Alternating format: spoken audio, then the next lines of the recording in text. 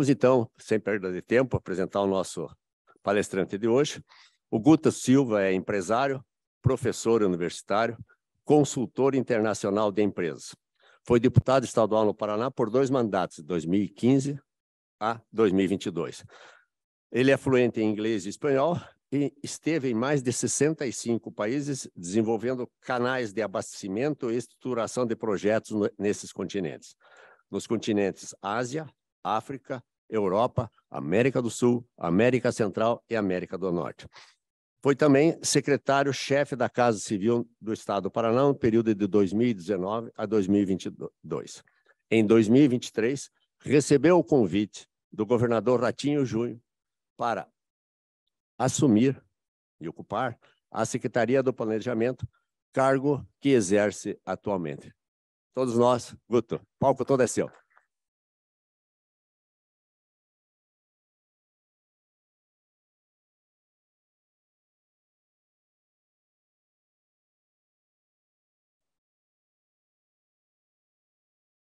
Bom dia a todos. Uma alegria estar aqui no café da manhã gostoso, oportunidade de rever muitos amigos. E num dia de transição importante, hein, Nelson? Eu queria, na verdade, aqui parabenizar o teu trabalho como presidente e reconheço aqui teu dedicado trabalho, porque nós tivemos grandes discussões, sempre podendo ouvir os engenheiros do Paraná. Saudar aqui o Zé Carlos, que é o José Carlos, nosso próximo presidente. Cadê o José Carlos? Está lá no fundo. Desejo também êxito e muita energia positiva para seguir essa trilha, porque a gente sabe que presidir instituição não é fácil, né? Não é, ainda mais num grupo tão seleto, tão complexo como o conhecimento que está aqui dentro do Instituto de Engenharia. Saudar aqui o Ricardo, nosso presidente do CREA. Logo mais tem uma reunião às 2h30, né, Ricardo, com vocês. Hoje é o dia da engenharia, viu? Começa o dia aqui no Instituto, depois temos reunião com o CREA. Saudar aqui o De Geroni, nosso amigo aqui, presidente da CP, sempre presente. Cumprimentar aqui as entidades, o Celso Close, meu colega do Tec Park, também está com a gente. Da Muto também o Júlio Russo, enfim, cumprimentar todos os amigos. Me acompanha aqui o Rodrigo Pina, que é nosso chefe de gabinete. O nosso coronel Donati também, que está com a gente aqui, e coordena o projeto Descomplica junto aqui ao planejamento. E eu, de uma forma resumida, não pretendo aqui fazer uma palestra, mas na verdade, uma boa conversa sobre o que nós estamos pensando no Paraná, esse novo Paraná que se desenha. Nós estamos vivendo um bom momento no Estado, mas requer novas preocupações. As antigas nós já temos, sempre presentes, mas tem um desenho de Paraná novo, e o censo do IBGE aponta isso. Estão finalizando o novo censo do IBGE, mas a gente tem acompanhado junto com o IPARDES, né, que é o nosso instituto de pesquisa, sobre esse Paraná que se desenha. E, de fato, tem algo bastante curioso nesse novo Paraná. Deixa eu tentar passar aqui. Aí. Bom, esse aqui é um retrato socioeconômico do Estado. Aqui todo mundo conhece bem o Paraná, mas essa é a realidade. Nós temos praticamente 91 municípios. Nosso Estado é composto de 399, 91 municípios que concentram quase 80% da população e 80% do PIB. Né? Então, é um Estado concentrado e isso é um desafio porque geralmente os municípios com menor IDH estão fora desse eixo. Então, quando a gente olha o Estado, nós temos que melhorar a qualidade de vida. Geralmente, o IDH mais baixo nos pequenos municípios e há uma concentração de populacional e também de riqueza. Né? Por outro lado, nós temos um Estado muito bem distribuído. Né? Nós temos cidades polo muito interessantes, isso ajuda a segurar o nosso tecido social. Esse é um retrato do Paraná, mas naturalmente traz um desafio enorme. E aqui eu posso apontar para os senhores, está ocorrendo uma migração da pequena cidade para a média cidade. Então, de um lado, nós temos o IDH baixo nessa pequena cidade, que requer infraestrutura, serviços ampliados, e, por outro lado, tem esse fluxo migratório que concentra nas médias e grandes cidades, onde aumenta a pressão do governo do Estado, do governo municipal, por infraestrutura adequada, mais equipamentos urbanos, seja creche, escola, hospital, sobretudo saneamento e, sobretudo, grandes projetos de mobilidade. Então, isso a gente nos coloca uma posição diferente pelo seguinte: nós temos que fazer o investimento em manter esse cidadão na pequena cidade e, por outro lado, tentar administrar esse fluxo que ocorre para o grande centro. E aqui um fenômeno interessante. eu costumo dizer que é o ciclo do vovô. Os filhos já estão na cidade de Polo. Eu sou nascido em Maringá e criado em Pato Branco. Mas eu sei que tem uma cidadezinha do lado do Mariópolis, vamos dar um exemplo, que o filho foi estudar na cidade de Polo, permaneceu, casou, o outro irmão foi também seguindo o passo do irmão mais velho, e chegou o momento que o pai e a mãe estão aposentados na pequena cidade e fala: pai, vem para cá, fica perto do neto, tem hospital melhor, tem serviços melhores, e essa migração também dos pais, dos avós, né? Então, isso é um fenômeno que está acontecendo em todo o Paraná e, naturalmente, a gente tem que ter uma perspectiva diferente de investimento, de planejamento, de olhar a longo prazo, porque, de fato, muda um pouco as nossas características. Estou indo para trás. Isso. E aqui, só para um fato curioso, nós estamos envelhecendo. Não é ruim, é muito bom. Tá? O ciclo migratório nosso, quando a gente olha o recorde do Paraná, entre paranaenses que saíram do Estado e outros entes federados, outros cidadãos brasileiros que vêm ao Paraná, ou mesmo questão de imigrantes, essa conta, curiosamente, é zero. O fluxo nos últimos 10 anos do Paraná é zero. A conta paranaenses que saíram e visitantes que ficaram. Essa conta do Paraná é zero. Entretanto, a nossa população cresceu 1 milhão de habitantes, porque nós envelhecemos. Isso é um bom indicador de saúde, um bom indicador de desenvolvimento humano, mas a população está envelhecendo e nosso desafio, que é um bom desafio, é falar em 10, 15 anos da nossa população economicamente ativa, de força de trabalho. Se vocês forem a qualquer cidade do Paraná hoje, cidade de Polo, tem milhares de vagas abertas para preencher. Nós estamos no nível de 4%, já estamos vendo plano de emprego há quase 6 meses. Não há gente para trabalhar. Né?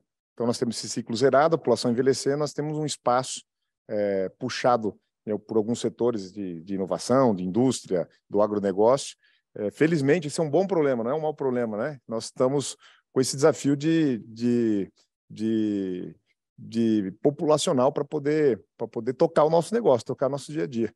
Então, esse é o recorte do Estado, né? Esse deslocamento das cidades pequenas para as grandes cidades, o esvaziamento desses pequenos municípios, 5, 8, 10 mil habitantes, e, naturalmente, um vazio de pressão por novos empregos. Há uma discussão muito grande no interior, sobretudo as cooperativas, porque quando ela entra com um novo frigorífico, assim por diante, são muitos empregos em regiões que às vezes não têm esse emprego, há um fluxo migratório, sobretudo do Pará, do Amazonas, se posicionando, e uma discussão social nas cidades muito grande, porque o prefeito fala: olha, eu achei que era bom, está me trazendo problema. Tem problema social que eu não tinha, eu tenho que construir casa popular, então tem todo um redesenho desse novo Paraná, mas esse é um retrato que eu gostaria aqui de compartilhar com vocês. Nós estamos aguardando o censo para aprofundar esses dados, né? Para que a gente... são essas informações que estão balizando como é que nós vamos pensar o nosso Paraná do futuro. Vamos, só um segundinho.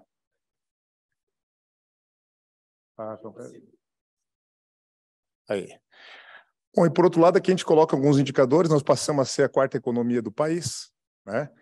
E aqui é importante dizer que o agro, muitas vezes, a gente não consegue medir economicamente. Eu acho que o PIB do Paraná e o desenho ainda estamos um pouquinho acima desse percentual, mas, felizmente, passamos o Rio Grande do Sul, que esse era algo que a gente desejava há muito tempo. Teve apenas um ano que tivemos uma super safra que ultrapassamos a economia gaúcha, e o Paraná passa a ser, sim, a quarta economia do país e o quinto estado em população. Os indicadores mostram que em 15 anos nós podemos passar a Bahia, ser também o 4º estado em população. Mas isso tudo nós temos que pensar como é que vamos desenvolver esse estado, como é que vai se posicionar. Tem lado positivo, mas também tem problemas que vêm com grandes fluxos migratórios. Atingimos, então, a primeira educação pública do Brasil. Esse é um número que o nosso governador Ratinho gosta muito, nós todos temos muito orgulho. O Paraná passou a ser a melhor educação pública. Nós éramos 7º lugar, hoje o Paraná é o número 1 na educação pública, dados do IDEB, do MEC. E por que nós gostamos muito desse indicador? Porque quando fala educação é tão óbvio, né? Dizer que é importante a educação pública de primeira. Entretanto, há um desenho que a gente tem refletido muito, e vamos passar agora a ouvir também o segmento, as entidades serão convidadas, porque quando ele olha a questão específica da educação, eu costumo dizer que nós tivemos vários ciclos, né? Tivemos o ciclo da erva mate, ciclo nosso inicial, ciclo da madeira, ciclo do café, ciclo da soja. Nós somos bons em plantar, mas agora é hora de plantar conhecimento, plantar cérebro. Nós temos uma rede de universidades maravilhosas, Temos 21 mil doutores no Paraná. Nós só perdemos, possivelmente, número per capita para Santa Catarina, ou talvez para o Rio de Janeiro, para São Paulo nós somos assim, nós temos uma densidade intelectual muito boa, e o desafio que a gente tem trabalhado com as universidades é tirar esse conhecimento e aplicar, né, para gerar negócio e gerar nota fiscal. Esse é o desejo do Estado. Aí sim temos inovação. Então, quando a gente fala em educação de ponta, é necessário permanecer com atividades, nós estamos ampliando essas questões, e aqui um dado interessante, o Estado, o ensino fundamental, nós vamos muito bem, só que o ensino básico, que é nos municípios, nós estamos em 5º lugar. Então, a gente vai ter que fazer um trabalho com as pequenas cidades, com esses municípios, para poder melhorar essa realidade. E o tema da educação, quero fazer um comentário aqui com todos os senhores. Eu sou muito fã da engenharia, não? Eu acho que talvez um engenheiro frustrado no estudo da engenharia, mas a gente tem consciência que não há país, não há nação desenvolvida sem ciência dura. E comentava aqui com o Nelson que o Brasil, para crescer, precisa de engenharia e energia. São 2 gargalos muito grandes que nós sentimos na pele. A dificuldade de projetar o Estado, sobretudo de fazer esse desenho de futuro. E quando a gente entra nessa questão dos nossos gargalos, o ensino básico, o prefeito gasta milhões, nós todos gastamos milhões como contribuintes nessa formação da primeira infância. Depois o Estado, a atribuição do Estado, o ensino fundamental. Nós gastamos milhões, investimos bilhões de reais para formar esse jovem. Depois ele vai para a universidade. E dentro da universidade, não sei se todos sabem aqui, é um serviço federal, só que no Paraná nós temos a tradição das 7 universidades estaduais que compõem a nossa matriz de conhecimento, só que é pago pelo Tesouro. Diferentemente de Santa Catarina e Rio Grande do Sul, que o ensino superior é estritamente federal, nós investimos mais de 3 bilhões de reais com dinheiro do contribuinte paranaense. Então, nós temos que aproveitar melhor esse conhecimento. Mas esse aluno, esse paranaense, percorre esse circuito e quando ele termina a sua faculdade, muitas vezes ele vai morar em São Paulo, Rio de Janeiro, Nova York, não sei onde mais. Toda vez que isso ocorre, é uma tragédia coletiva. Nós investimos, gastamos, na hora que ele está pronto para desenvolver economicamente, ele vai embora. Então, o que a gente tem discutido aqui no Paraná é os empregos de base. Como é que nós vamos administrar, porque tem questões sociais, mas esse emprego de ponta, de conhecimento, de tecnologia, nós não podemos perder nenhum. Porque esse conhecimento precisa ficar aqui, gerando valor aqui, gerando riqueza aqui. Então, corta o coração quando você vê um jovem indo embora daqui com conhecimento. Eu vou dar um exemplo agora do programa que nós vamos lançar, o governador vai lançar, é Paraná Faz Ciência. Por um lado, nós vamos trazer da América Latina doutores em determinadas áreas, por exemplo, nós estamos trabalhando no hidrogênio verde, a gente quer trazer doutores de outras áreas para ficar morando no Paraná, reter conhecimento que a gente não tem. E a China fez isso com os seus estudantes. Nós temos hoje milhares de pesquisadores expatriados, pesquisando em Stanford, Harvard, MIT, onde vamos se imaginar. Brasileiros, muitos paranaenses. Nós vamos fazer uma bolsa cruzada agora. Pode continuar estudando no MIT, mas esse conhecimento interessa a Universidade de Londrina, a Universidade Federal do Paraná, nós vamos pagar uma bolsa para poder cruzar, trazer essa informação, esse conhecimento. A China está fazendo muito isso. O conhecimento desse chinês que está estudando há muito tempo nos Estados Unidos, na França, na Alemanha, ele cruza com o conhecimento aplicado do seu país. Nós vamos fazer esse programa, nós vamos lançar ainda esse ano, o Paraná Faz Ciência, para poder reter, atrair e, naturalmente, usar esse conhecimento. E eu falo dessa perspectiva que não há território no mundo, ou cidade no mundo desenvolvida, que não seja atrativa, não seja vibrante. Que essa geração X, Y, Z, não sei em qual patamar estamos, pesquisas demonstram que a carreira profissional é apenas uma parte do que retém ele em determinado território. Ele quer saúde, quer segurança pública, quer atividade cultural, quer balada, quer atividade esportiva, quer um calendário dentro desse espaço para ele poder viver. Não é só salário, só o trabalho. Essa é a nova perspectiva. Então, se essa é a realidade, nós vamos ter que criar um ambiente, um território, um Paraná, que possa vibrar e ter todo esse cenário. E a gente percebe todas essas regiões desenvolvidas que estão nessa pegada de avanço, de retenção de talento, passa por esses eixos de ciclo de vida, de estilo de vida. Então, o Paraná tem todas as condições de ser esse polo forte, consistente, para para atrair e reter. Nós não podemos perder, mas nós temos que ainda atrair e reter esses talentos aqui no Estado. Esse é o maior desafio, porque a nossa maior característica é isso, nós temos muita qualidade humana. O Paraná tem muita gente boa, muita gente qualificada, mas nós não podemos, temos que interromper esse ciclo de exportar talento. Talento tem que ficar aqui, produzindo aqui, gerando riqueza aqui, feliz com a sua família aqui, e esse é um trabalho que a gente vai avançar. E aqui, só título de curiosidade, chegam uns prefeitos visitar a gente e falam, olha, eu quero um barracão industrial. Quanto custa um barracão industrial, prefeito? O que o senhor vai fazer? Não, eu vou trazer máquina de costura. Geralmente ele vai roubar a fábrica da cidade do lado, né? Algum tipo de incentivo. Não, esse empresário está circulando. Prefeito, abre a tua agência. Vamos abrir aqui a tua agência trabalhador. Não vou falar o município, mas isso ocorre todo dia. 800 vagas de emprego aberta.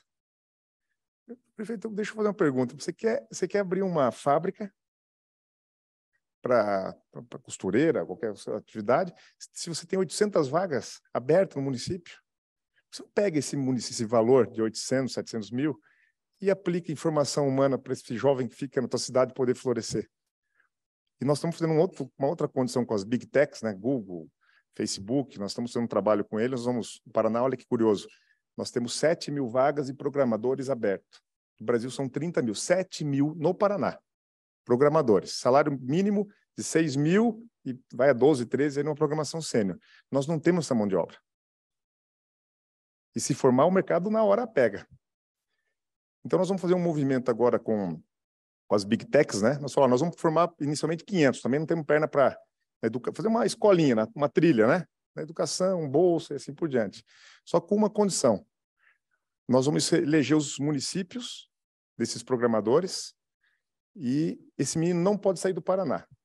Porque hoje, com a telemática, com a possibilidade de trabalhar em casa, não precisa sair de Céu Azul e Pitanga, ele pode ficar na cidade. Então, nós vamos formar 500 municípios, 500 paranaenses, jovens paranaenses, vamos entregar as Big Techs, mas com a condição que ele fique nessas 500 cidades. As 500 cidades vão ser as 20 mais pobres. Porque a gente sabe que esse jovem, daqui a pouco, puxa outro, vai puxando outro. Então, eu não preciso levar uma indústria para Cerro Azul para transformar. Se eu formar 3 ou 4 jovens lá com poder e multiplicação, daqui a pouco eu mudo a realidade da cidade através de ciência, através de conhecimento. Então, nós temos esse potencial, nós temos esse material humano, que nós estamos tentando aqui, agora, minimamente conduzir o Estado como indutor desse processo, porque nós temos confiança que temos aí grandes oportunidades. A questão da sustentabilidade é um assunto para nós muito importante. Vou fazer a confidência aqui, nós tivemos uma reunião semana passada com o Corpo Consular e a embaixadora, que tem uma reunião quarta-feira com ela, me puxou a orelha, né? Que eu não podia falar aquilo. Eu falei, mas eu tenho que falar. Você vai me desculpar, embaixador, mas nós vamos ter que se posicionar. A pauta de sustentabilidade, o Brasil está sempre sentado na cabeceira, em qualquer lugar do mundo. Mas nós não podemos perder a narrativa da sustentabilidade. Nós temos o Código Florestal mais complexo, nós temos que fazer nosso dever de casa. Mas eu faço aqui um desafio a todos os senhores, aqui uma reflexão. Nós tivemos uma pandemia humana agora. Imagine se nós tivéssemos uma pandemia animal. É pior que a geada do café, que muitos dos senhores aqui vivenciaram. Eu ainda era muito criança, economicamente para o Estado. Você imagina interromper toda a cadeia de proteína animal que aconteceria no Paraná. É uma tragédia econômica. Então, esse é um ponto que a gente está cuidando agora da defesa animal, pensando nesse processo, porque é muito caro para a sociedade paranaense toda essa estrutura. Mas, além disso, a pauta da sustentabilidade e essa nova dinâmica global que se desenha, a China e a Rússia puxando para o lado, os países... E nos foi dito aqui, o embaixador americano, o embaixador do Trump, disse para mim, para o governador Ratinho, na mesa de café, não, nós queremos fazer uma nova aliança global calcada nos princípios e valores. Então, a gente olha para o Brasil, para a Austrália, para a França, para a Alemanha, para a Europa, né? Porque a Índia não tem os nossos mesmos valores, a China não tem os mesmos valores, a Rússia não tem os mesmos valores, os BRICS, né? E o Brasil é importante. Isso era a visão do governo Trump. Mudou um pouco essa realidade, a gente está vendo esse desdobramento. Mas onde eu quero colocar um comentário importante é o seguinte: esse novo consumidor, lá em uma cidade da Alemanha, na França, o aspecto sustentabilidade é importante, será muito importante na decisão do consumo. Ele quer consumir, vai consumir produto ESG, sustentável. Nós não podemos cair na armadilha o Paraná ser dragado com uma pauta de Amazônia ou do Cerrado. Nós temos um país continental com realidades muito diferentes, mas eu não posso levar o Bloco Brasil a ser questionado nas suas práticas ESG se aqui no Paraná ninguém produz tão verde no mundo. Nossa matriz energética é 96% renovável, a França 40%, a Alemanha 45%. A nossa produção agrícola não tem nenhum lugar do território no mundo que produz com tão verde como nós produzimos. Agora, a narrativa é o Brasil está queimando tudo, está limpando tudo. Então, esse frango que é produzido aqui em Medianeira, ou que é produzido lá em São João, ele não pode ser, a proteína animal, ser dragado nessa narrativa que não é verdadeira. Então, é um jogo brutal econômico, um jogo brutal de posicionamento de mercado, e a gente tem feito esse alerta para a sociedade paranaense, vamos deslocar um pouco o Paraná. O Paraná não é essa bagunça aí, vamos organizar esse negócio. Nós somos número 1, reconhecido pela OCDE em sustentabilidade. O nosso produto está dentro dessa matriz econômica. Mas daí o embaixador que defende os interesses do Brasil falou, não, você não pode falar isso. Eu falei, não, então eu vou mudar como eu vou falar, mas é verdadeiro. Nós temos que deslocar como proteção comercial essa realidade da nossa economia que é vital para os próximos anos. Então, nós estamos andando muito bem aqui na questão de sustentabilidade, mantendo o controle, temos problemas, estamos avançando, mas a gente sabe que é estratégico, que é vital para o futuro e esse assunto, agora depois falar um pouquinho de energia, né? É extremamente importante. Máquina pública, transparência, agora somos selo diamante, evoluímos bem. Abertura de empresas, nós éramos 27º, daí nós criamos na Casa Civil um programa Descomplica, as entidades têm aceito permanente, mas o governador falou, vamos dar uma acelerada agora, viu, Gonarati? Para tentar ampliar, acelerar esse processo. E passamos a ser a 4ª maior economia. Então, os indicadores, os conceitos do Paraná estão em evolução. A gente sente que eles estão evoluindo. Aqui não é propaganda porque eu pertenço ao governo, a gente sente de verdade robustez nesses avanços. Reconhecemos que temos problemas graves, e nós vamos falar de infraestrutura logo mais, né? Mas nós temos que virar essa página e seguir adiante.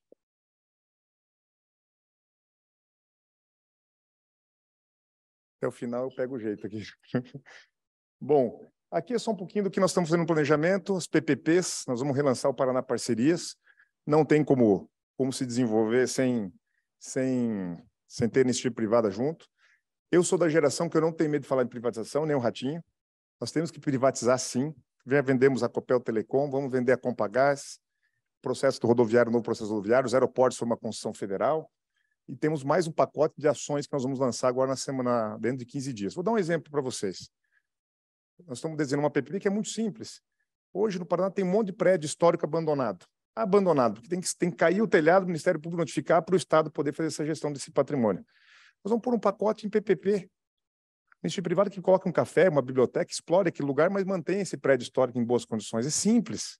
Então, a ideia é pegar 10, 15 edifícios, e aqui vocês, é um assunto que é rico, aqui, ó, ao Instituto, nós vamos desenhar junto com vocês esse processo. Eu quero apresentar, no segundo momento, esse pacote de novas PPPs, que nós vamos trabalhar, Ferroeste, né? E nós vamos, dentro de 15 dias, no evento na LID, lá no Bourbon, será feito lá, lançar quais são os ativos que nós vamos trabalhar agora. E quando a gente olha o pacote, eu estou fechando agora um pacote do que foi feito, estamos no processo final da Copel, das concessões rodoviárias também, e o valor do Paraná é impressionante, o Paraná está modificando um pouco o modelo de gestão. Essa é uma questão muito conceitual, mas nós estamos muito confortáveis, a gente tem muita convicção que esse processo é inerente, e é uma convicção de que o Estado precisa trazer iniciativa privada próximo, acabar com esse conceito que os dois não se dialogam, que nós temos os dois P's bem isolados e preciso acoplar como fez as grandes nações do mundo. Então, esse é um assunto que a gente está trabalhando muito forte. E aqui no planejamento, o que nós estamos trabalhando, vamos percorrer todas as secretarias, os planejamentos estratégicos estão tudo picado. A gente vai organizar isso dentro de uma matriz também de indicadores, estamos trabalhando muito forte internamente para isso. E para cruzar todos os indicadores, seja de plano de governo, outros CDE, os ODS, ranking de competitividade, nós vamos ter uma grande matriz de acompanhamento das ações, porque tão ruim como a corrupção é a má gestão. É tão ruim quanto. Mal gerido, também nós temos uma disruptura no processo econômico, e hoje nós estamos revisitando a questão da qualidade do gasto. Nosso orçamento do Paraná passa de 66 bilhões. Esse orçamento todo ano vem o mesmo orçamento. Mas tem algumas políticas públicas que estão... Vou dar um exemplo aqui, um exemplo qualquer. Tem o Leite das Crianças, é um programa importante. Só que nós temos um orçamento que ele acompanha a questão da arrecadação. Se a arrecadação subir 1%, o programa sobe 1%, automaticamente. Então, a gente está dando um basta nesse processo, vamos selecionar os programas. Por que esse programa tem que crescer 1% com o orçamento? Por que nós não podemos... Vamos olhar se ele é efetivo mesmo, pode deixar congelado o orçamento e potencializar em outras áreas que são estratégicas para o Estado. Lei da Criança é um programa ruim de falar, mas ele é um bom programa, mas tem alguns programas que não são tão efetivos. Então, a gente está revisitando essas políticas públicas, compreendendo que a questão da qualidade do gasto, essa é a palavra que a gente tem utilizado, é extremamente importante para a gente poder desenhar. E aqui, num segundo momento, eu espero até dezembro, a gente está com essa matriz pronta, a ideia é poder vocês acompanharem esses indicadores do Estado, com todas as questões, cruzado com o PPA, cruzado com os indicadores, para que a gente possa ter um desenho diferente. E nós lançamos agora, recentemente, um plano de 200 anos de emancipação do Paraná. Daqui 30 anos, teremos 200 anos de emancipação. Esse ano e o próximo ano a gente vai fechar nosso planejamento estratégico do governo, e no terceiro e no quarto ano nós queremos fazer um planejamento estratégico de Estado, um macroplano do Estado. E em conversa com o governador, ele está muito animado com essa perspectiva, porque nós todos do governo somos transitórios, o Estado vai permanecer, o governo passa. E nós não temos um instrumento estadualizado para onde a gente vai, tá? Seja do ponto de vista da infraestrutura, do conhecimento. Então, a ideia é poder fazer a entrega desse guia, né? Um grande planejamento do Estado, ouvindo as entidades, ouvindo a sociedade civil organizada, o próprio esse planejamento do governo está refletido uma parte nesse processo, e o objetivo é deixar um instrumento duradouro. Então, a gente vai precisar muito de estudo de engenharia aí na segunda fase para poder fazer esse desenho do Estado. E, por outro lado, a gente tem feito alguns avanços. Vamos ter um evento CAFIEP agora, o lançamento do planejamento estratégico da energia, que eu serei falar depois aqui, o plano hídrico. Nós estamos trabalhando agora um grande estudo de plano hídrico. Nós, no Paraná, não temos transposição de bacia, irrigação é muito tímida, e a última estiagem demonstrou o risco também para a nossa atividade econômica, abastecimento, da questão da água, né? Então, esse é um assunto que a gente está debruçado também para ter um desenho futuro, sobretudo transposição de algumas bacias, né, em função das mudanças climáticas. E aqui, falando um pouquinho de mudança climática, é um assunto também de engenharia, quando a gente começa a questionar o CIMEPAR, fala, olha, Guto, o Paraná chove 1.300, 1.400 milímetros por ano. No litoral, esse número chega a 2.000, né?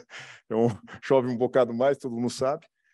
Só que não tem mais espaçamento. Esse 1.300, 1.400 milímetros, ele era distribuído no ano, no tempo. Agora, esses 1.300, 1.400 estão concentrados em determinadas épocas.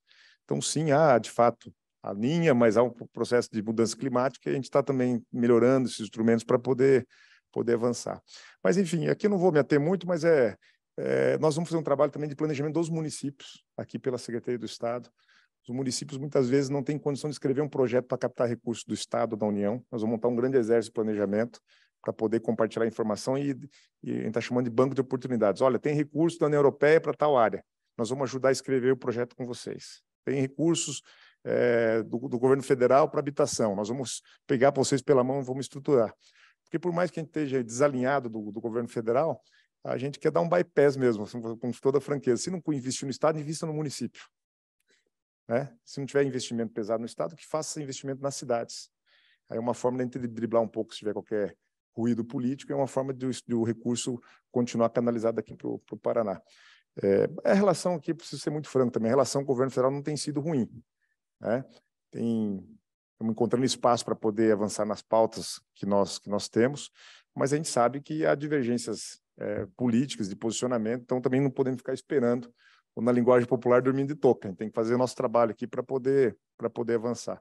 Mas aqui, depois, no momento adequado, eu vou trazer aqui o panorama desses indicadores, como é que nós estamos pensando, com um olhar, instrumentos a médio e longo prazo, né? Nós temos esse péssimo cacuete no Brasil de olhar o mandato, 4 anos, tem pouquíssimos instrumentos de 10, 20 anos, e aqui também não vou dizer que é uma culpa apenas eu acho um pouco da nossa relação estrutural de como país, né? Inflação, com tanta incerteza econômica e política nos últimos década de 80 para cá, de fato é muito difícil planejar, né? Num país como o nosso, tão incerto e tão inseguro. Entretanto, a gente precisa começar a virar um pouco essa página, trabalhar com a mão do dia a dia aqui, mas, por outro lado, começar a fazer alguns desenhos, sobretudo do nosso território, de Estado, um olhar um pouco à frente, olhar não, de médio e longo prazo, para que a gente consiga ir compartilhando com a nossa sociedade alguns instrumentos. Então, nós vamos trabalhar aqui o PPP, que é o Plano Plurianual de PPA de 4 anos, com um instrumento também de 30, e isso tudo nós vamos, no momento adequado, sentar aqui com o Instituto para poder avançar. E alguns projetos, essa é a minha missão, o Nelson conhece alguns deles muito bem.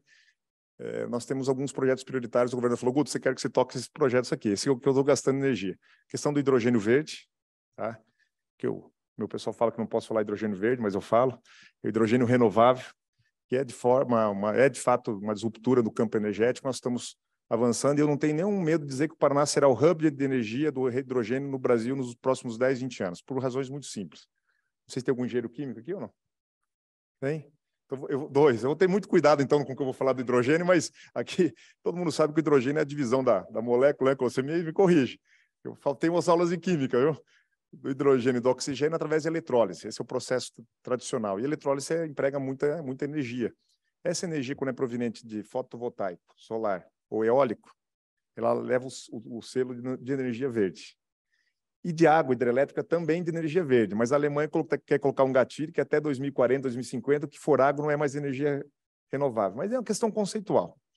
O que veio para ficar em função da guerra da Ucrânia, e eu tive com um grupo agora na Alemanha, nessa grande feira de hidrogênio em outubro, a Alemanha ajoelhada, assustada, felizmente tiveram um inverno pouco rigoroso, com a dependência energética do gás. Então, há uma corrida do ouro, uma corrida do hidrogênio na Alemanha, com investimentos pesados, desde o porto, desde a estrutura de tubulação, e o hidrogênio é muito parecido, aqui muita gente conhece ali do setor elétrico, com o sistema elétrico.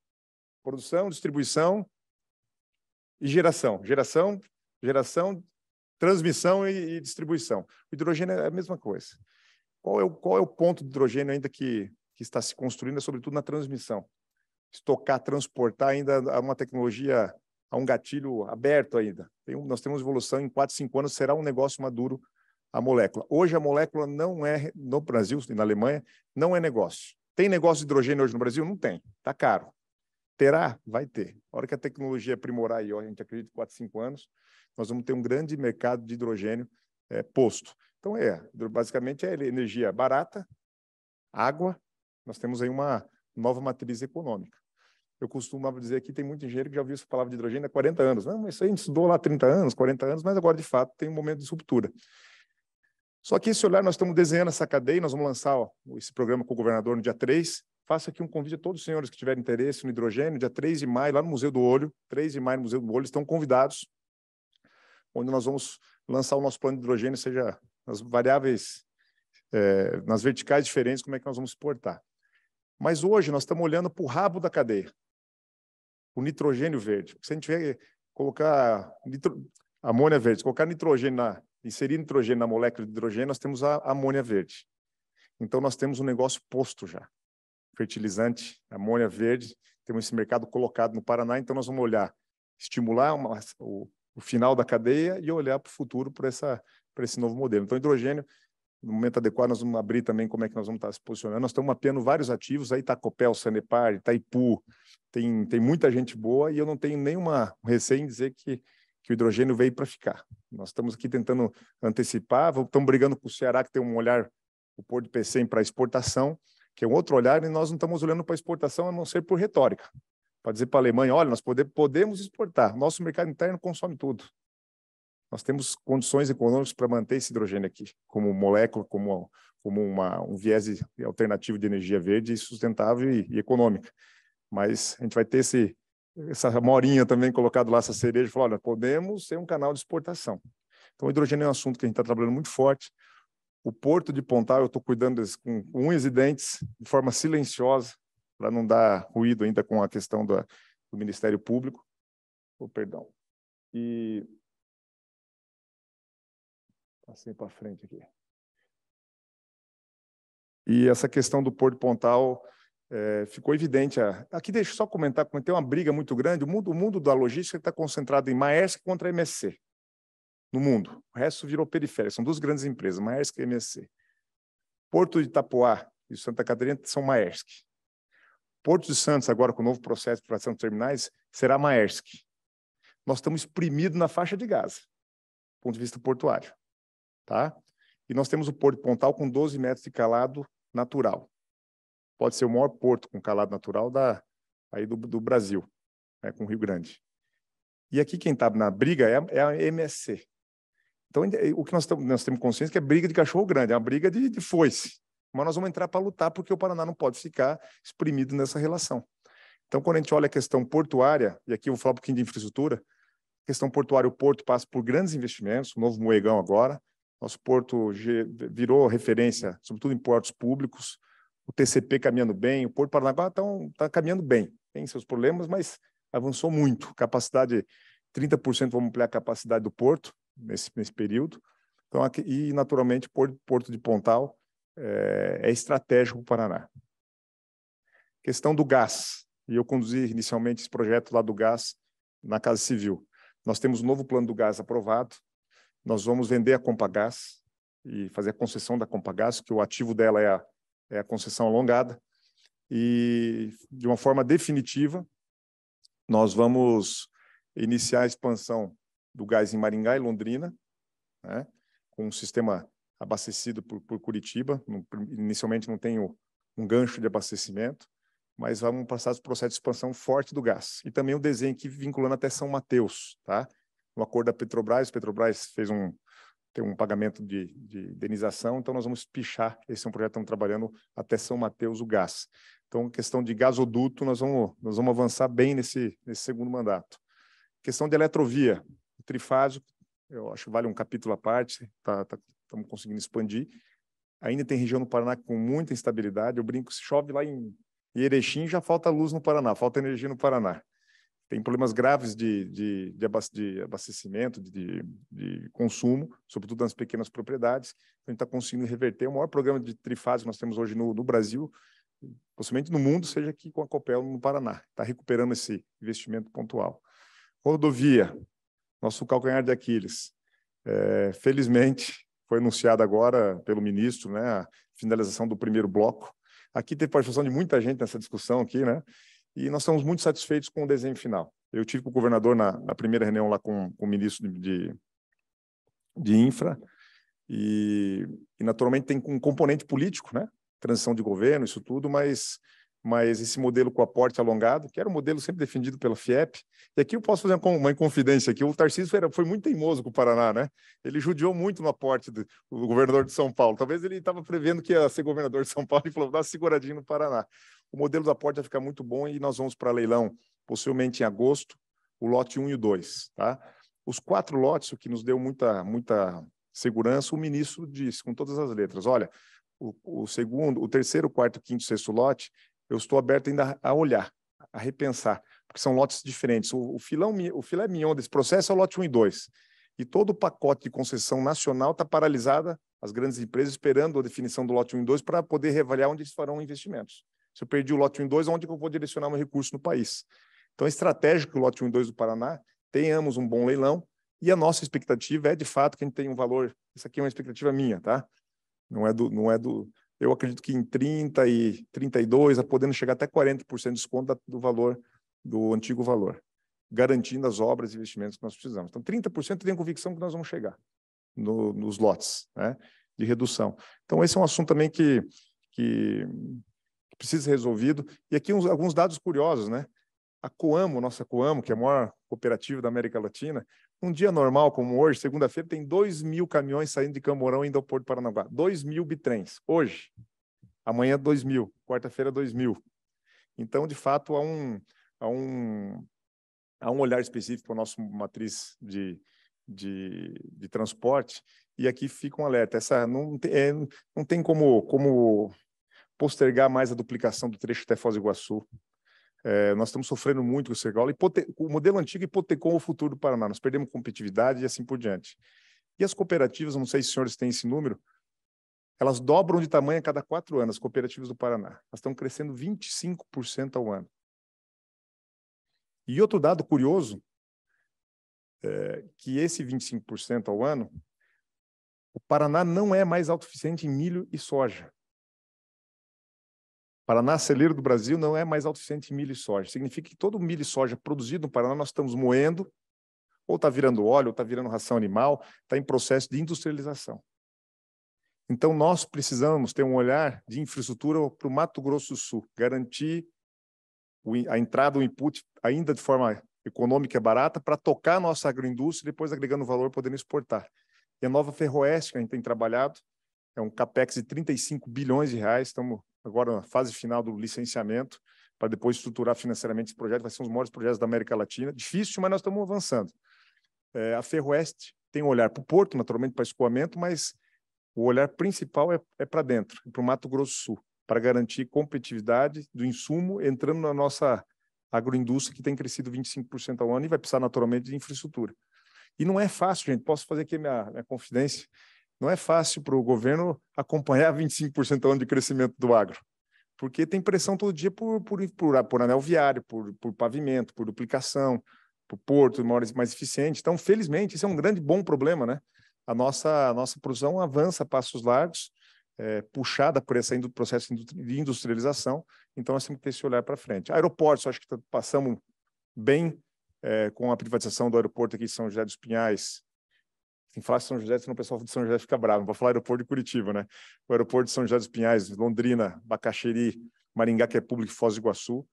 A terceira pista de Foz do Iguaçu vai reposicionar o turismo no Brasil. Foz do Iguaçu é o segundo maior destino para estrangeiros, mas não podia descer avião diretamente da Europa, dos Estados Unidos. Agora, com a terceira pista, vamos poder fazer os voos charters e a gente tende a ampliar fortemente a questão de Foz do Iguaçu.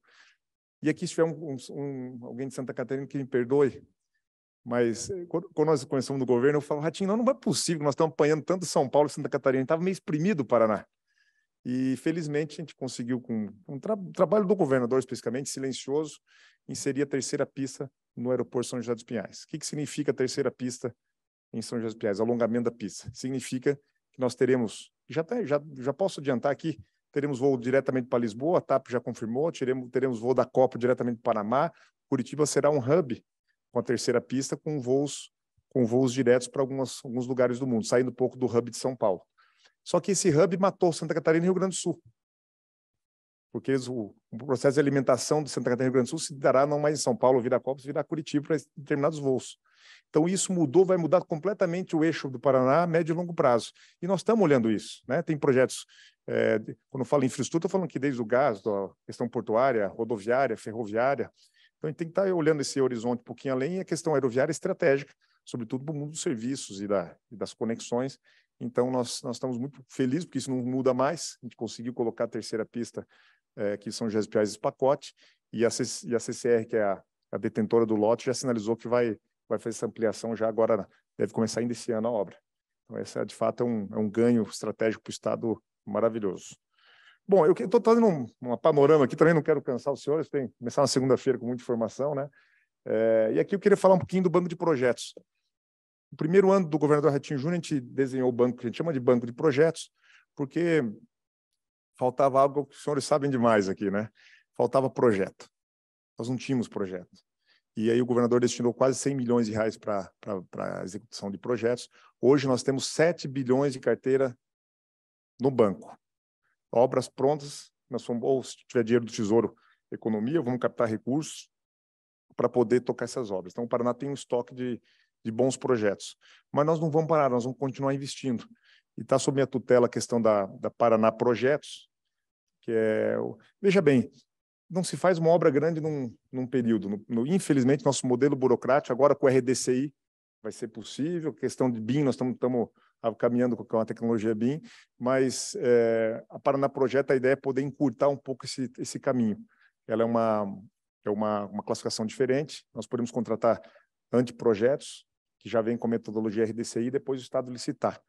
Então, eu quero provocar aqui o Instituto, na sequência, a gente dá uma alinhada, porque se tiver um volume de desenho de bons projetos de volume, nos falta engenharia também. Então, a gente sabe que é um problema quando eu falo que falta engenharia e falta energia, porque se a gente poder entrar numa esteira de crescimento, nós vamos precisar de bons projetos, vamos precisar de um estoque avançado, e a perspectiva do Estado é investir 100 milhões em projetos nesses 4 anos. Esse é o orçamento que nos foi destinado. Projetos estruturais e projetos também de conceituais, mas são em 100 milhões é o banco de projetos com orçamento já garantido. Então, 100 milhões de projetos, possivelmente vai ter um estoque de 4, 5, mais 6 bilhões em investimentos estruturalmente em infraestrutura, em infra. Então, esse é o assunto que vale a pena captar. E falando de captação de recursos, é importante dizer isso, nós somos a Capag B, indo para a classificação do Paraná, uma das melhores realidades fiscais do país. Isso faz uma diferença na hora de captar recursos em função do rating, né? Mais baixo, capta recurso mais barato. Nós conseguimos um novo financiamento agora em mês passado, 1,4 bi. Isso vai limpando um pouco nossa carteira, todas as obras de infraestrutura. E nós temos mais 7 bilhões de reais para poder tocar em obra de infra. A nossa capacidade de endividamento do Estado é mais de 20 bilhões, que nós não conseguimos captar, porque questões do Tesouro, de caixa. O Estado é bom pagador e nós estamos achando brecha. Por um lado, economizando. Nós lançamos um grande pacote agora de obras com recurso próprio e, por outro lado, deixando essa carteira sólida para poder ter oportunidade de captar. Se precisar captar 1 bi, 2 bi, nós temos condições, temos projeto pronto e temos condições de pagamento. E nós acreditamos que esse é um bom endividamento, se for em infraestrutura. O que não dá para endividar é em custeio, pegar dinheiro para pagar a conta. Então, toda obra, isso aqui, falando para engenheiro, vocês sabem muito bem essa conta. Qualquer financiamento que é para pôr em obra de infraestrutura de impacto, essa obra se paga de forma rápida e não compromete a questão do nosso fluxo de caixa.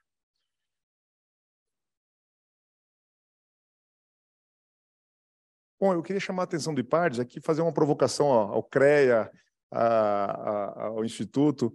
Me corrói meu coração quando eu vejo lá o índice Firjan. Que índice Firjan? O índice Firjan é muito mais frágil que o nosso IPDM. Nós estamos dando baile em todo mundo de indicador, e aqui eu achei necessário, como paranaense, né, de começar a falar do nosso índice.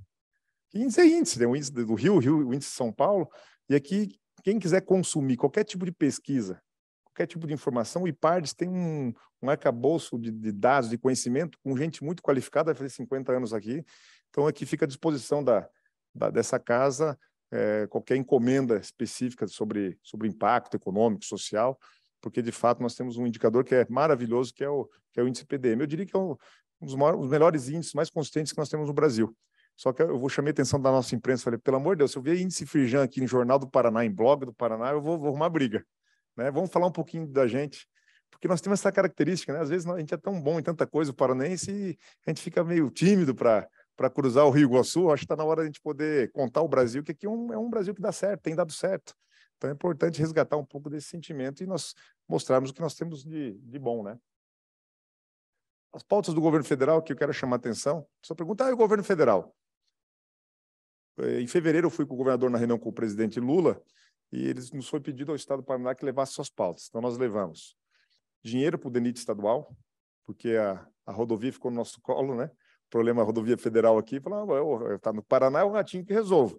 Rodovia federal, DENIT, e o DENIT sem dinheiro nos processos de transição. Então, agora foi colocado, se não me falha a memória, 400 milhões de reais para fazer manutenção até que o pedágio seja resolvido. Manutenção básica, veja bem, não teremos o mesmo nível de serviço das concessões, mas em tese está resolvido. Que resolver esse problema dos pedágios, lote 1 e 2 resolvido, nos dá um alívio, né? A nova Ferroeste, como é um assunto que também envolve o governo do Mato Grosso do Sul, e nós estivemos também falando com a ministra Tebet, que é interessada direto no estado do Mato Grosso do Sul, para poder ganhar força na fileira aí para avançar com a nova Ferroeste. E a questão do anexo C Itaipu, tem um grupo aqui, não é partidário, que está nos ajudando a conduzir, e nós estamos preparando essas pautas do anexo C. Não sei se todos os senhores sabem, a nossa dívida com o Itaipu está paga, né? Então vai sobrar alguns milhões de reais nessa conta, e o que nós queremos como Estado do Paraná é ter um percentual um pouquinho maior. Nós acreditamos que o royalty é muito pouco para o Estado. E aqui é uma discussão, nós não queremos, a nossa pretensão não é tirar esse dinheiro e pôr no dinheiro do Tesouro, tá? Esse excedente. A ideia é a própria criação de um fundo de infraestrutura, que o dinheiro vá diretamente para um fundo de infraestrutura para poder resgatar a nossa capacidade de infra. E nossa conta, que se nós tiver 1,5 bilhão por ano sobrando, que não tem, em infraestrutura, em 6, 7 anos nós vamos ter um problema de infra do Paraná. Com 8 bilhões, nós damos uma boa zerada na conta de infra. Agora, esse dinheiro, nós vamos entrar em negociação firme, os sinais são positivos. Se o excedente dessa conta, o juro dessa conta, poder permanecer no Paraná, nós temos condições de acessar um recurso maravilhoso que seria estratégico a médio e longo prazo para o Estado. Então, esse anexo a gente está trabalhando muito forte, de forma silenciosa, em processo de negociação, envolve o Paraguai também como interesse direto, e a gente sabe que a Itaipu tem um componente político brutal nas eleições do Paraguai que teremos agora nos próximos meses. Então, esse assunto está na pauta do Paraguai, de uma forma muito mais evidente que a nossa, mas a gente tem acompanhado e estamos evoluindo aí com essa alternativa. E aqui é um programa que apenas vou só obrigar, mas cadê minha região? Está pintado no mapa aqui. Então, a nossa ordem é cronológica. São 3,4 bilhões que nós anunciamos agora de obras e recursos do Tesouro, do contribuinte. Tá? Isso foi anunciado aqui, eu vou destacar. Aqui está a ponte de Guaratuba, tem Garuva, Guaratuba, o binário Pontal do Paraná, tem a questão aqui de Curitiba-Colombo, tá? Tem a questão do corredor metropolitano, que é um eixo que vai fazer ele é paralelo ao contorno sul. O contorno sul nós temos hoje 70 mil veículos dia.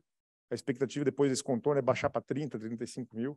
Sairia lá de Balsa Nova, conectando lá em cima, na 116. Isso sairia o tráfego pesado do contorno sul. E aqui essas obras aqui não são promessas, tá? Já estão no orçamento, já estão encaminhando, são todas obras, depois eu posso compartilhar. Pinhais, Curitiba, esse novo vertente, Trincheiro da Linha Verde, a famosa Linha Verde, são todos recursos já carimbados, 3,4 bilhões que serão executados nesses próximos 3 anos. Então, são obras, depois a gente passa a apresentação aqui para o Instituto, para vocês poderem acompanhar, e nós estamos aí muito, muito animados com esse canteiro de obras que teremos aí no Estado. Bom, acho que é isso, meu presidente. Os dois presidentes, né? A transição de transição. Eu queria agradecer a oportunidade de estar aqui com vocês. E aqui é pronto para ouvir. Eu acho que agora né, aqui tem muita gente boa com a história do Paraná na cabeça. Então, a gente está sempre pronto para poder recepcionar novas informações. E agradeço enormemente a possibilidade de estar aqui com vocês. E a gente aqui está aberto para considerações, para as perguntas que a gente conseguir responder. Tirando a parte química, eu acho que o resto dá para responder. Obrigado. Na realidade, eu contei 2 engenheiros químicos, são 3, né? São 3 engenheiros químicos que tem aí, né? Que eu me lembro. Tem o Koza, o Carol, a 4, o Close, não sei se tem mais algum. 3, né? Então tá certo. Eu falei 2, mas eram 3. Mas só antes, pedindo desculpas aí por não ter anunciado, né, o presidente da CP, que está aqui, nosso colega, amigo, certo, né, o De Geroni, certo, né, o colega aí também, o presidente do CREA, o Ricardo, o Celso Close aqui, que é associado desta casa, o Ricardo também é associado a essa casa, certo, o presidente da Ecopar, o Júlio lá da Mútua, certo, que é presidente da Mútua Paraná, e também a presença de ex-presidente, né, temos aqui o Sunier, os conselheiros, deixa eu começar aqui da esquerda para a direita, aqui, os conselheiros do IEP aqui presentes, que mais que tem? Não, tem o Zé Carlos que vai deixar de ser conselheiro, né? Você vê, o Close, que é conselheiro, não sei mais quem, o Kelso, o Grock, o Carol, que é conselheiro, esqueci alguém? Vitor? O Videnicho, o conselheiro fiscal, né? O homem do dinheiro, que cuida do dinheiro. Olha o impeachment já, né? Que pega no pé aí, Zé. Mas não, agradecer a presença de todos aí, certo?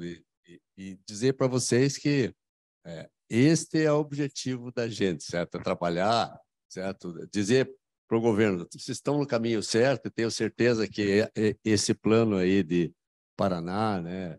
Faz ciência, faz experiência, faz educação, ele é extremamente importante, extremamente relevante. Não há nenhum país no mundo que progrediu, evoluiu, aumentou a sua competitividade, aumentou toda a qualidade de vida de uma maneira geral, certo?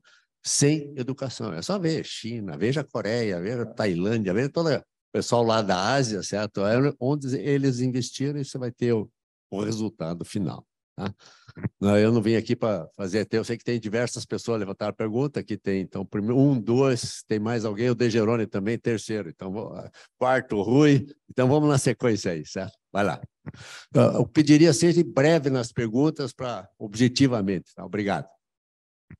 Mais nada, parabéns, secretário, realmente vocacionado para a função de planejamento. E, nesse sentido, em relação ao orçamento estadual, que está em 66 bilhões, bem falado por ti, que teria que desindexar essas questões de percentuais, que se aumenta a arrecadação, automaticamente já fica distribuído por percentual definido, né?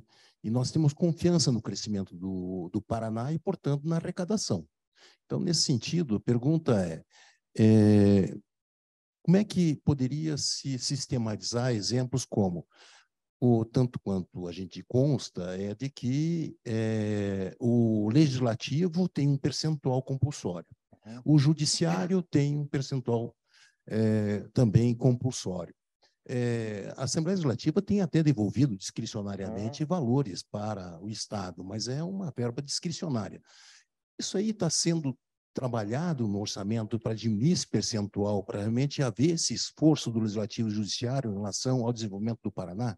Essa é uma questão. E com relação ao banco de projetos, se essa questão da ligação da BR-101 via litoral com o litoral de São Paulo está sendo contemplado também. Vou começar pela segunda pergunta. Esse é um assunto que a gente está bastante atento, tem várias iniciativas provocando esse assunto. A gente colocou no nosso banco de projetos, talvez fazer o EVTEA nesse processo para a nova 101, né? A gente sabe que todo mundo conhece essa história que nós... E ficou evidente agora com os problemas na nossa 277, a dificuldade de acesso ao Paranaguá, ao terminal portuário. Então, nós acreditamos que seja estratégico, uma nova alternativa, né, com a 101, e vamos colocar, já está no banco de projetos para tentar avançar com um EVTEA. Naturalmente, é uma atribuição do governo federal, mas a gente acredita que se tiver um EVTEA bem formatado, um pré-projeto bem formatado, isso vai colocar na pauta da nossa nova 101, né? E a questão do orçamentário, aqui uma boa pergunta pelo seguinte: nós temos um problema no país, tá? Não há qualidade dessa distribuição orçamentária. Hoje o Estado do Paraná gasta aproximadamente 42% com funcionalismo, e nós temos gastos condicionais que educação e saúde. Nós temos que gastar, se o orçamento crescer 30%, nós temos que gastar 30% mais em saúde. Se o orçamento crescer 30%, nós temos que gastar 30% mais em educação, no percentual definido. E isso é muito... Por um lado, é muito bom que deu uma certa ajeitada na educação, na saúde, no país, mas hoje nós estamos vivendo alguns municípios que têm IDH, o IDEB número 1, e chega no final do mês não tem mais onde gastar com educação, uma cidade pequena. Ele tem que criar gasto, comprando apostila, livro, carro, porque ele tem que gastar obrigatoriamente com possibilidade de ser punido na sequência por não ter ser realizado esse investimento. Então, quanto investimento nós podemos fazer em infraestrutura, em problemas pontuais, com um certo gasto em educação e saúde? Essa proposta a gente levou do Paraná para o governo federal, dizendo, olha, o Paraná nós já gastamos bastante com educação, investimos bem. Se eu aumentar 10% da arrecadação, eu não tenho onde gastar mais 10%, vou ter que criar um gasto artificial. Vou ter que colocar nova televisão, com a televisão do ano passado, então tem uma distorção desse modelo orçamentário. Dos poderes, seria bom também ter algumas travas de qualidade, né? É uma briga bem complexa, difícil, né? Tirar dinheiro do judiciário e do legislativo. Entretanto, tem espaço para a gente começar essa discussão, que nós não tínhamos eram indicadores. Falar, olha, até aqui você pode ganhar, se melhorar o desempenho, pode ganhar mais, né? Mas é uma briga difícil que todos os estados tentam e recuam. A gente sabe que a questão do judiciário é muito, muito complexa, difícil, né? Mas a gente está... Com novos instrumentos, a gente vai tentar ampliar essa discussão com a sociedade, porque, de fato, o Poder Executivo que sobrecarrega as ações, e muitas vezes o dinheiro está num fundo lá na determinada Assembleia ou no fundo do Tribunal de Justiça, e a gente aqui as mingos para fazer determinada obra. Mas essa discussão do orçamento, eu acho que é premente, aí não só no Paraná, acho que em todo o Brasil, porque nós vemos muito gasto artificial, sobretudo nos municípios. Chega no final em outubro, fala, ó, vai sobrar aí 2, 3 milhões, gasta na educação, senão eu vou ser preso, prefeito. Aí começa a buscar gasto que não existe numa cidade que tem 3 escolas. Então, essa é uma distorção que a gente precisa corrigir. Obrigado. Posso... Bom, então, Guto, eu gostei muito da tua explanação, parabéns, eu acho que ela deu uma visão global, né, do Estado, e a gente tinha feito aquele estudo no ano passado lá de projeto de Estado, até a propósito de engenharia, e eu queria então colocar algumas questões que estão lá. Uma delas é a renovação da malha sul ferroviária, né? Quer dizer, que está muito vinculada com a Ferroeste. A gente sabe que o projeto está avançando, a gente sabe do interesse do Pátria, de uma série de fundos aí já estão trabalhando em números concretos. A semana passada eu recebi algumas ligações, eu troquei ideia com o João Morta, estão procurando números concretos já, quer dizer, já processo de investimento sério, né? A outra questão que a gente colocou, não sei se o Kelso vai falar ou não, que é a telecomunicação. Me lembra. que nós não temos nenhum órgão no Estado cuidando disso, desde a privatização da Copel Telecom, né, que é uma coisa que realmente avançou, né? E você falou também dos portos, e a gente tem também o Porto de Guará, que está bastante avançado já, né? E que eu acho que talvez seria interessante comentar. Não, são 3 perguntas estratégicas. A questão do Guará depende da pista, né? Do acesso ao porto. E o que nós estamos trabalhando com o Porto Pontal vai ser esse indutor para poder... Quem vai executar a estrada seria o próprio Porto de Pontal. Um arranjo que nós estamos fazendo tributário, que como o porto não existe, não pode ser beneficiário de qualquer incentivo. Então, a gente está gerenciando esse processo e nós temos convicção que vai beneficiar, que é, de fato, um porto estratégico também, um porto de Guará. Bem lembrado, bem corrigido aqui. E da questão da Malha Sul, eu tenho uma reunião amanhã, quarta-feira, com a Rumo, que aí é um conflito de interesse. A Rumo falou, mas quero renovar a Malha Sul, você quer fazer Ferroeste? Né? E ele brincou, pessoal, vocês enfeitaram demais a Ferroeste, vai estar ficando caro para a gente essa renovação da Malha Sul. Então, é uma conversa que nós vamos ter quarta-feira para encontrar um caminho, né? Porque, de fato, a Malha Paulista, sobretudo a Malha Norte, estão caminhando muito bem e a Malha Sul ficou inerte. Não sei se é só por causa da Ferroeste, acho que também tem um desenho financeiro aí, mas a Ferroeste agora nós vamos ter que sentar para harmonizar esses 2 interesses, interesse do Paraná e, sobretudo, a renovação na renovação da malha. E a questão das telecomunicações foi bem apontado, né, Jaime, nessa reunião que a gente teve. Nós vamos estar criando agora um espaço para discutir telecomunicações, que é um assunto tão importante de infraestrutura, né? Então, a ideia tinha um grupo lá, o que Descomplica Telecom, que é um grupo com a FIEP, mas aí é paliativo, né? A algumas demandas que são graves, roubo de cabo.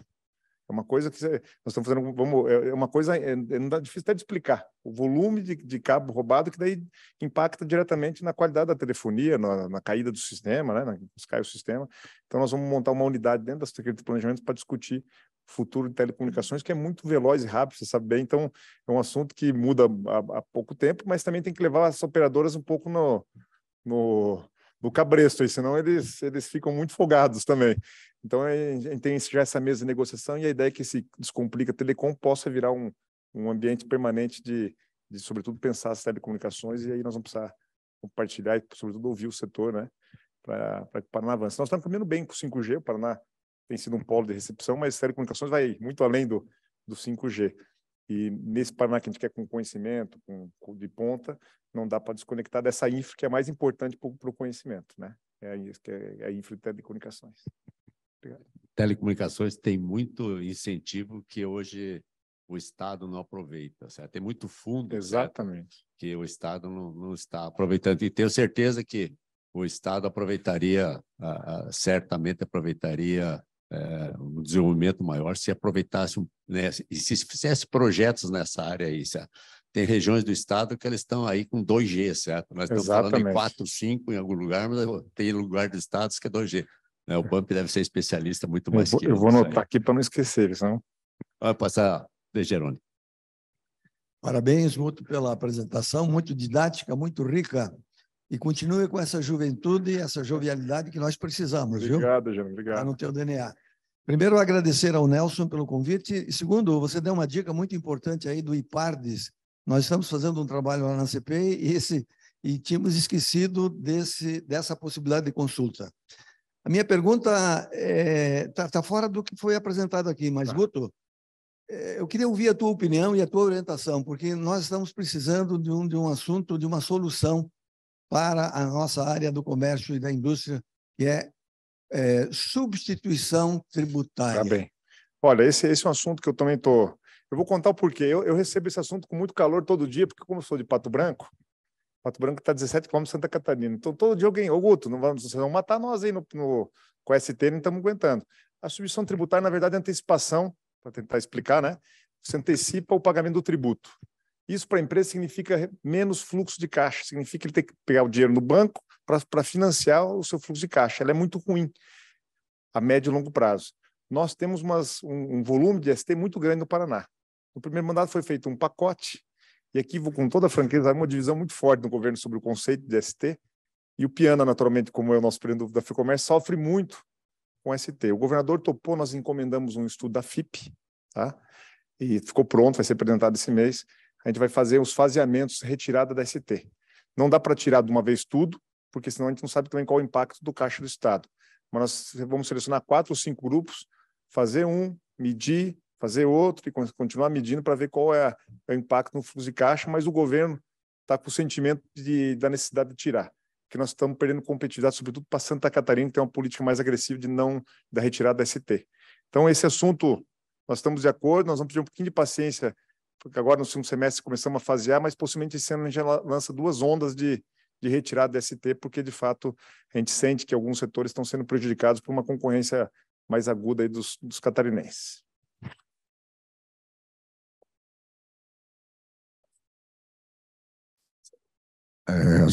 Meu nome é Alexandre Gutierrez, eu tenho uma empresa de biotecnologia no tratamento de efluentes, despoluição de lagos, lagoas, estações de tratamento, etc.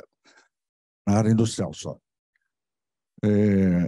Em mais ou menos 2014, ou seja, faz tempo, eu fui convidado pela CEMIG para participar de um simpósio com os alemães sobre energia, produção de energia. E lá eu escutei um dado, 2014 está bem antigo, em que 6% da base energética da Alemanha era proveniente de biodigestores da suinocultura. A suinocultura, os dejetos da suinocultura, é o mais rico que tem para a produção de biometano. Muito bem. O Paraná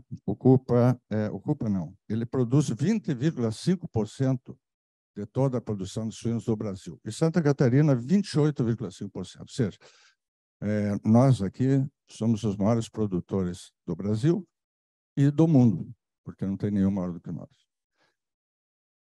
Faz mais de 10 anos que eu corro São Paulo, Santa Catarina, interior do Paraná, até Minas, vendo biodigestores.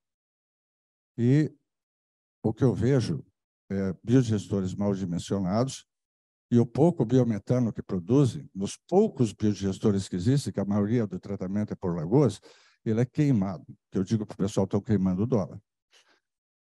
O que tem no nosso governo de planejamento sobre a utilização disso, uma vez que eu tenho ouvido falar o tempo todo de hidrogênio verde, que ainda é um sonho. Sim.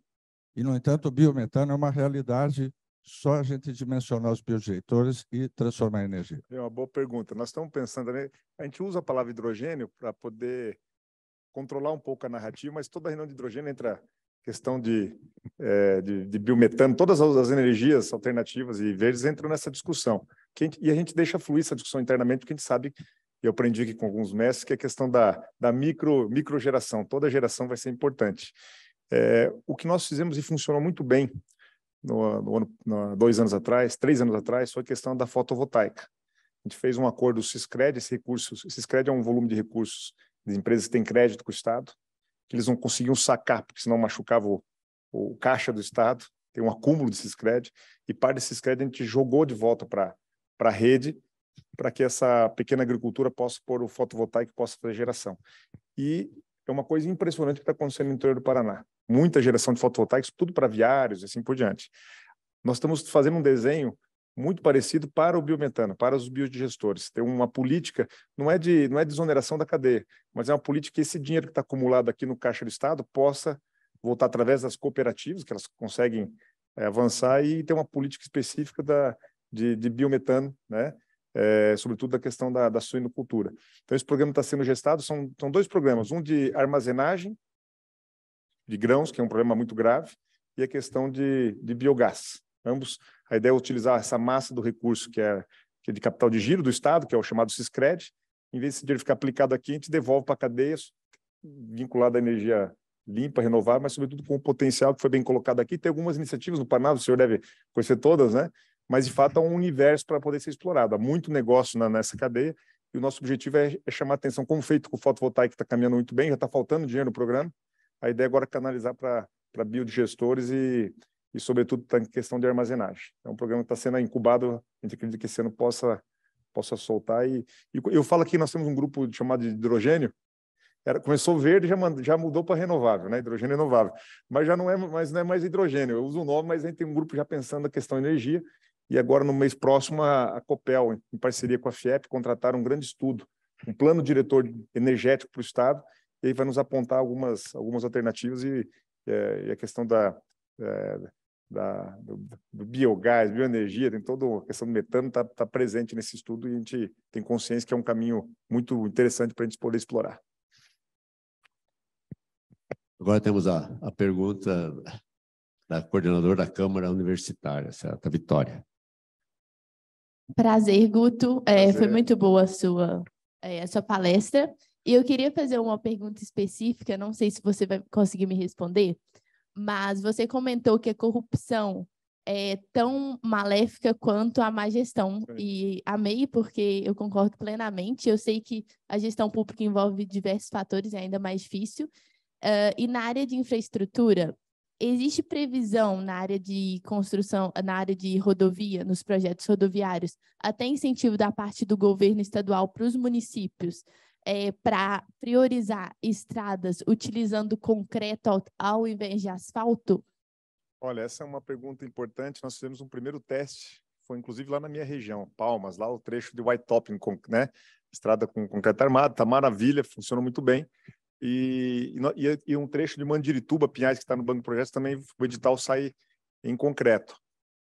Aí você me corrige se eu estiver falando bobagem, né? A gente sabe que o preço do concreto ficou nivelado agora, quando teve essa explosão de inflação, da questão do asfalto tradicional.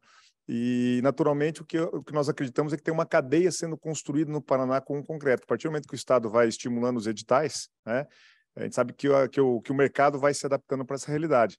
Então, nós lançamos o segundo trecho de concreto agora em Palmas até Clevelândia, o trecho de Mandirituba, que agora o edital vem em concreto, e isso tem permitido, eu não sei como é que está funcionando, muitos municípios começaram a licitar suas obras em concreto. A pergunta que eu não sei te responder é se tem engenharia para isso, se tem empresas com maquinário adequado para fazer o processo. Parece que tem, né, Nelson? Mas eu diria que é um caminho sem volta, que funcionou lá, funcionou cá, algumas prefeituras já estão soltando editais em concreto. Eu particularmente, gosto muito dessa experiência e acredito que nós teremos um caminho bem interessante para poder avançar. Então, nós temos hoje um edital em aberto, que é Clevelândia de Palmas, e Mandirituba, que vai soltar o edital agora em concreto. Mas o que eu soube que os prefeitos contam, olha, eu comecei a licitar a obra aqui, em determinados trechos dos municípios em concreto. Então, acho que é um caminho sem volta. Curitiba tem a Avenida Iguaçu. Avenida Iguaçu, exato. Você faz o quê? 30 anos, acho que tem mais, acho mais de 30 anos. Uns 20, é. Não, acho que mais. Mais velho. A gente esqueceu já. Só uma pergunta aqui.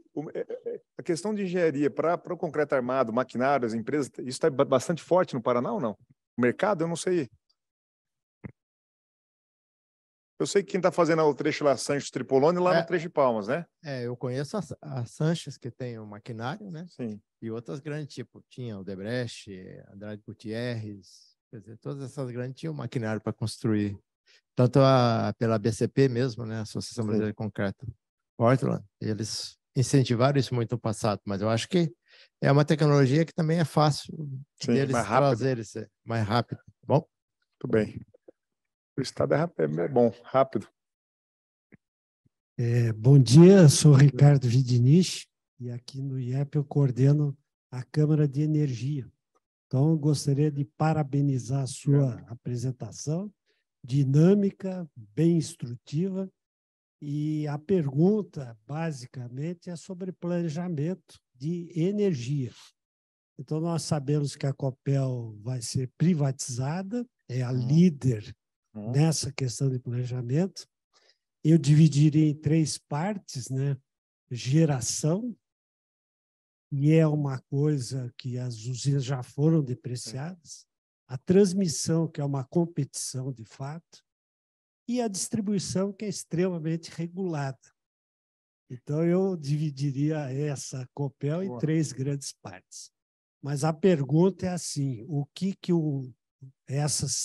digamos, a privatização da Copel indica que nós não vamos mais poder depender de planejamento só da Copel. Exato. Porque ela tem que ser equilibrada. Então, tem diferentes pessoas com diferentes interesses. Então, a minha pergunta é o que o Instituto de Engenharia que é uma entidade mais ampla, pode contribuir no seu planejamento? Uma boa pergunta, capciosa pergunta, viu, Ricardo? Você quer me pôr em maus lençóis.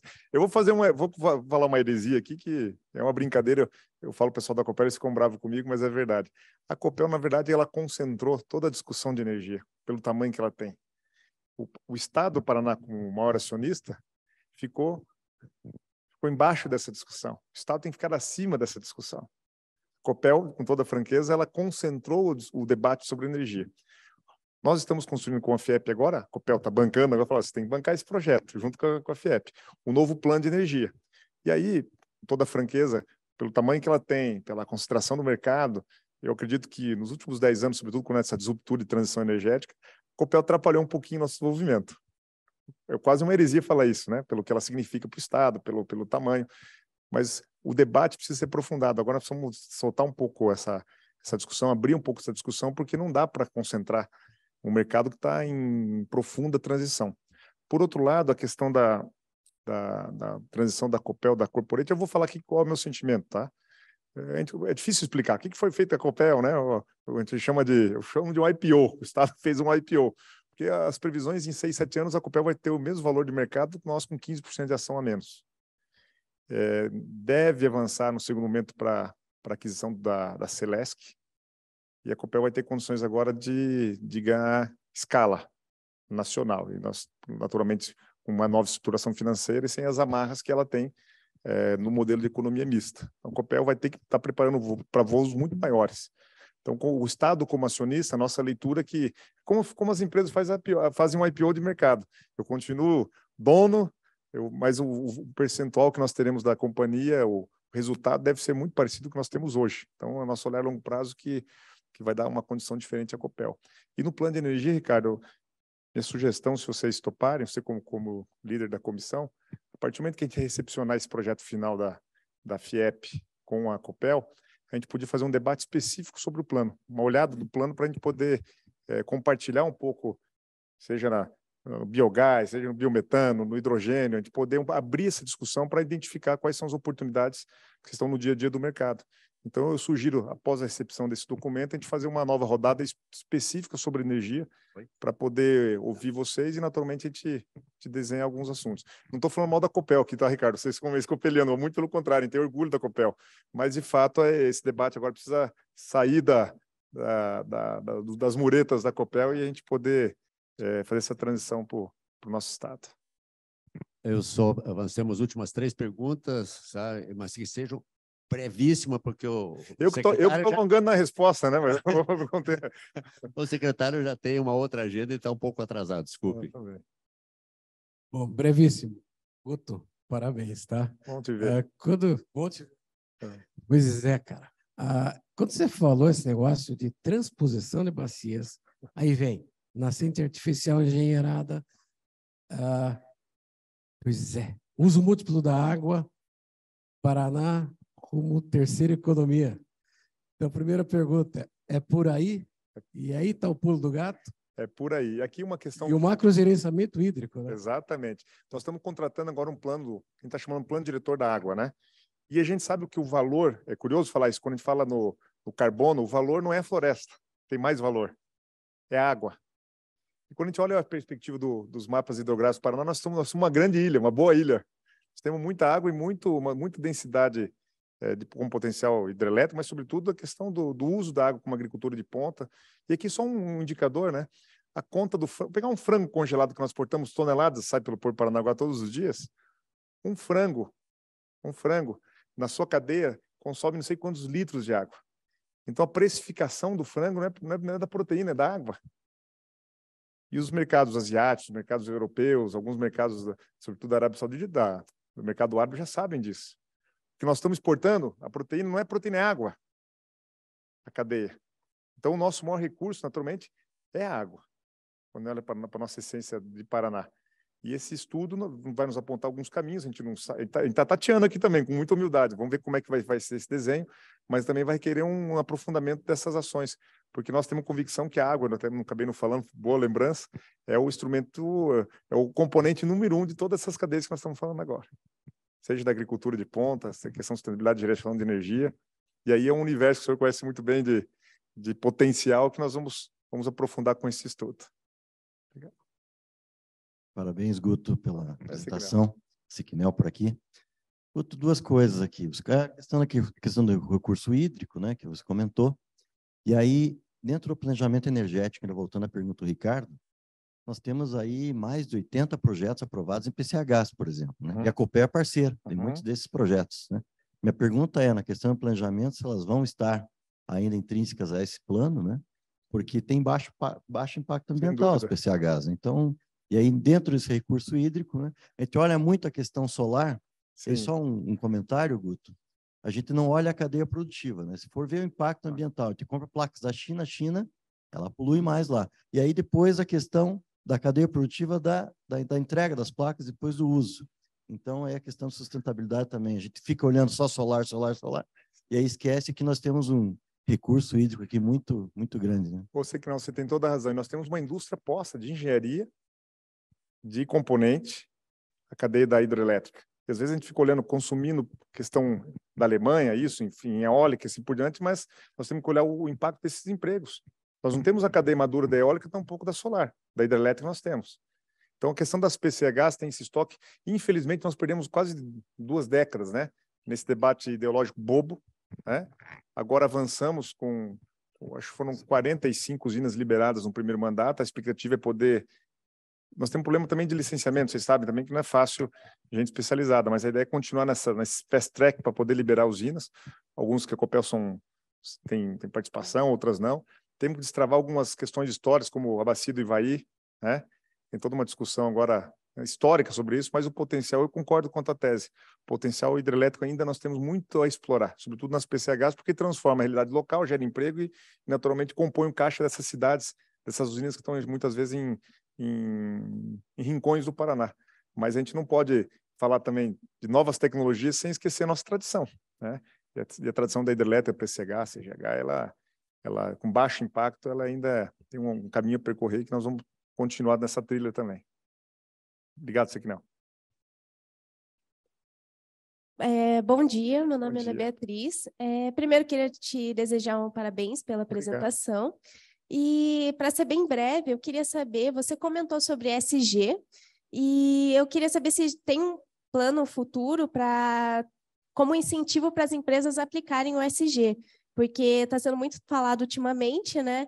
E acho que é importante assim, ter noção, é uma área que eu estou me especializando, e acho que é importante ter uma noção até que ponto que está sendo discutido também e aplicado na prática com as empresas.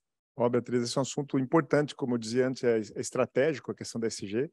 Nós temos vários grupos, nós vamos dar uma unidade agora.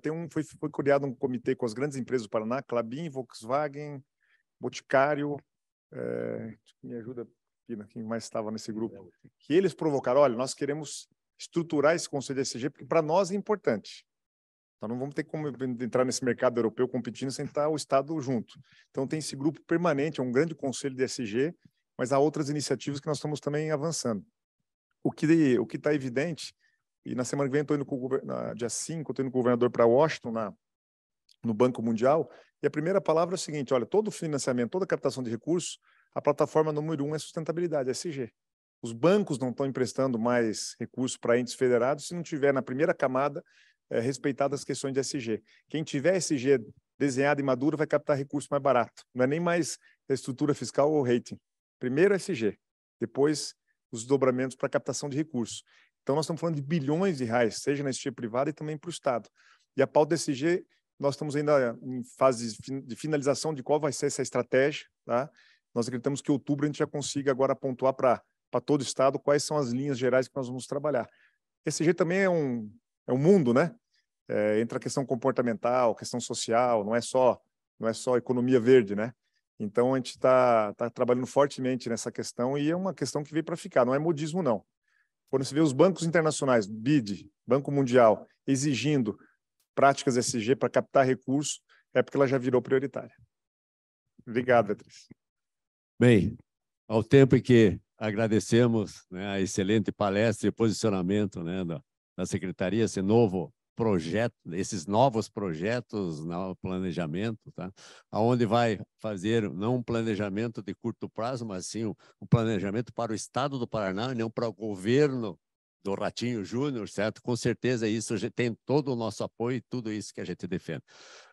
Guto, como nós fazemos sempre, nós vamos lhe entregar, passar um certificado da sua palestra. E aqui eu falei um pouquinho do Nelson, esse é um grande homem, né? Estou muito feliz, ajudou demais a gente do governo, tem gratidão ao Instituto, a todos vocês, em nome do Nelson, cumprimentar aqui todos vocês que ajudaram muito nós seguir uma trilha que a gente acha que é produtivo para o Paraná. Obrigado a todos. Obrigado. Obrigado pela sua presença. Vamos passar aqui, então, o certificado. Tá, vamos lá.